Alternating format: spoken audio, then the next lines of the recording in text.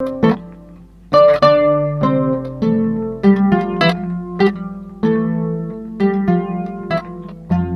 à tous, bonjour à toutes. Merci de nous avoir choisis pour vous informer. C'est donc l'heure de votre flash d'information et ça se passe sur Malikouna Foni Web TV.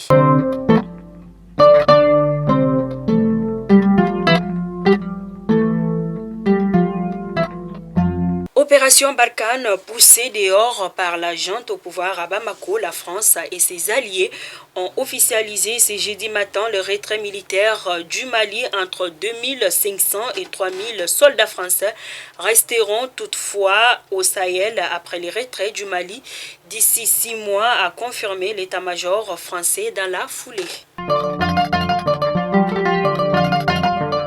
Dans notre pays, la production aurifère enregistrée en 2021 a été de 63,4 tonnes contre 71,2 tonnes en 2020, soit une baisse de 2,6% en glissement annuel, a indiqué mercredi Baye Koulibaly, chargé de communication du ministère des Mines, dans une déclaration à l'agence Anandolu.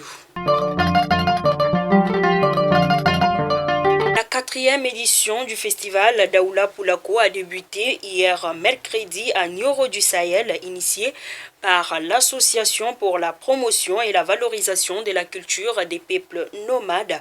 Cette quatrième édition a pour thème la culture, facteur de consolidation de cohésion sociale et d'unité nationale au programme des prestations d'artistes, bien évidemment un concours du meilleur berger, entre autres. Le festival Daoula Poulako prendra fin le 19 février prochain. Ainsi, nous souhaitons bon festival aux festivaliers.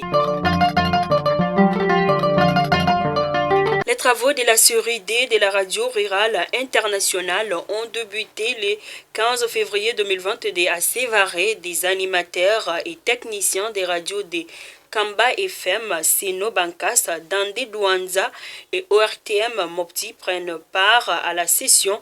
En effet, l'objectif est de renforcer les capacités des radios et les communautés agricoles par l'utilisation de la radio et du téléphone portable.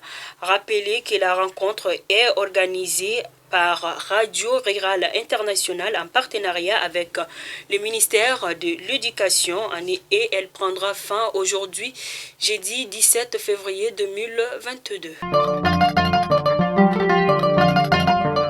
Près de 300 hectares sur les 450 aménagés dans le périmètre irrigué de Mayinandi, appelé Djadjefara, cercle de Bafoulabé, sont en cours de distribution. L'opération d'attribution a commencé la semaine dernière. Plusieurs chefs de famille ont eu des parcelles. L'attribution est faite selon des critères préétablis, notamment la taille de la famille. Un chef de famille qui a plusieurs bouches à nourrir peut avoir 0,75 hectares ou 1 hectare. À noter que Djadjefara est devenu une véritable pôle d'attraction des jeunes. À présent, les actualités hors de nos frontières, nous partons en Côte d'Ivoire où médecins et malades rencontrent régulièrement des difficultés pour se procurer des poches de sang. Le pays connaît une pénurie structurelle d'hémoglobine qui atteint des seuils critiques en période de vacances scolaires. Chaque année, des patients décèdent après que les familles ou les équipes médicales ont échoué à trouver du sang dans les délais nécessaires. Il n'y a pas de chiffres officiels au sujet du nombre de décès imputables à cette défaillance.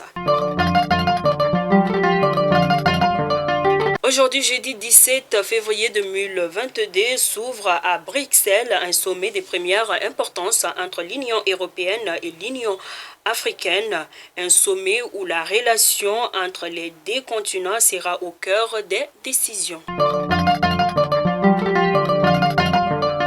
Fidèle abonné de Malikouna Foni, où que vous vous trouviez à l'intérieur ou à l'extérieur du pays, c'était donc là votre flash d'information. Je vous donne rendez-vous pour un prochain numéro.